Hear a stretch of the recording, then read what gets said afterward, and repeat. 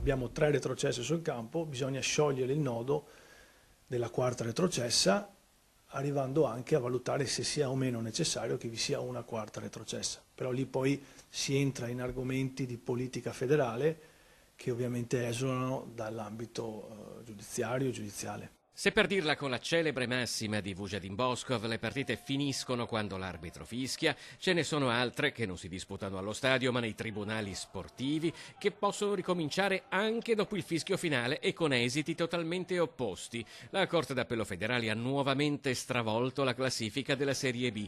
Il Palermo non retrocede più ma è penalizzato di 20 punti. In C scende il Foggia, ma sul play-out tra Venezia e Salernitana ancora poco si sa. Gli arancione-roverdi sono pronti a lottare su ogni pallone anche in ambito giudiziario. In questi giorni mi pare che chiunque sia stato coinvolto in questa vicenda si sia tutelato, come è giusto che sia.